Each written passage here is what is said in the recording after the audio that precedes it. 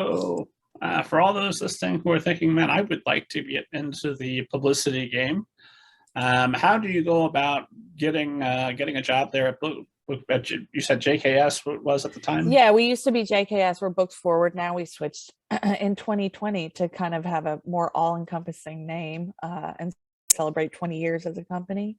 So a lot of schools, if you're going to college, a lot of schools have publicity programs, or if they don't have anything that's like focused on publicity or, you know, literary, anything like that, there is probably a general PR program, which is a really great start to have.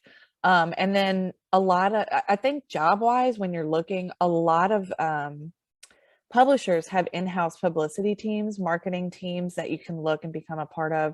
A lot of those are located in New York, but the pandemic has made virtual work obviously a much bigger thing. And then there are also a ton of like small publishers, indie publishers, vanity publishers all around the country that probably have you know, smaller publicity teams, but you know, they may just have one job. But those are the kind of places that I think can be a really, really great job or something to look at after people are graduating. So yeah, I mean, I always encourage people to just kind of start there, because there are independent publicity companies like Books Forward, but those are a smaller number. And so publishers are a great place to start, because almost all publishers have a publicity team, and that's a great place to look, and we'll give a lot of different options.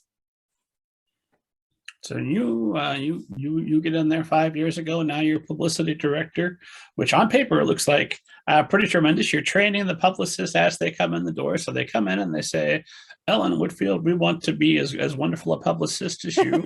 What does that training look like? Where do you start? So we generally start with like the basics. Okay, here's how our systems work, you know, and things like that. But then we start with pitching. How do we pitch? How do we reach out to an outlet? But, you know, we make it personalized. We let them know, like, we're reaching out to you because we think you would really love this book, not because you're on our list and we're just going through our list, crossing people off. We're like, we saw that you know, read this book and really enjoyed it, and this has a lot of the same themes. Or we saw that you interviewed this author. This author is really, you know, similar, or is completely opposite, and you know, it might be fun to kind of read those and compare them, or whatever the case may be. So we want people to know when we're reaching out to them that we're reaching out to them for a reason. And that, you know, it seems simple on paper, but journalists and bloggers and people like that get so many pitches every day. I mean, you probably know, I'm sure you get pitched a lot to have people on your show. We want people to know that we're reaching out to them because we want them, not because we're just, you know, going through a list. So doing that, writing press kits and press releases is another part of training, which, you know, it's something that is helpful for every author to have, because they can send it out to anybody they're in touch with, so that the people that they're talking with have all the basic information. If it's a bookseller, they have the ISBN, they have the ordering information. If it's somebody that's interviewing them, okay, great. They have talking points on what the author's really passionate about, so they can kind of say, oh, here's what a great interview would look like, anything like that. And so that's a lot of work, training people how to write a really good press kit that's going to look great for an author. And then just kind of, a lot of my job is honestly helping people stay organized and helping people kind of figure out strategies for getting through their emails, or, you know, working with authors and how to work with different kinds of authors, you know, because different authors have different personalities, and different genres need different levels of research and brainstorming and things like that. So a lot of my job is, okay, in this situation, we would do this, but in this slightly different situation, we would approach it differently. And I think sometimes it's just helpful to have somebody to go over things with, rather than, I always tell my publicists, I don't want you working in a vacuum, because that's lonely and it's hard. And I want you to have somebody you can bounce ideas off of. And I want you to have somebody who can look at your pitches and say, oh, I think this headline works better, or whatever the case may be. So, you know, once I kind of get them trained and up and running, it's a lot of my job is, how's your workload? You know, are you feeling like you're still staying organized, and just kind of looking over things for them and helping them out in that way. Obviously, of course, the pandemic has thrown everything off.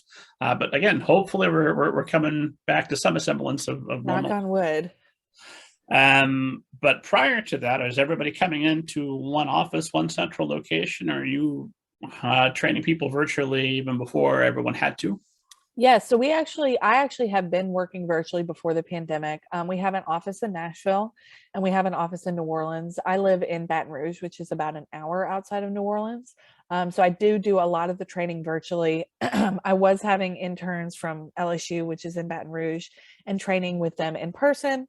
But it wasn't not a huge leap for me to kind of move everything virtually. Because I was lucky enough to have one of our team members, Hannah, worked with me to set up a training system. And so kind of by the time the pandemic happened, we had a training system that was like rock solid in place. And we'll go through and make adjustments to it, but having that system in place to say like step one, day one, like, all right, let's set up your email, let's set up your signature, that kind of basic stuff. And then, 2 weeks later, we're getting into the nitty gritty of, how to write a pitch for a Southern magazine or something super specific. And kind of moving through that training in a 2-week period was really helpful to already have set up and get going. And it did not make a a huge difference to change that from doing it in person with those LSU interns to doing it virtually.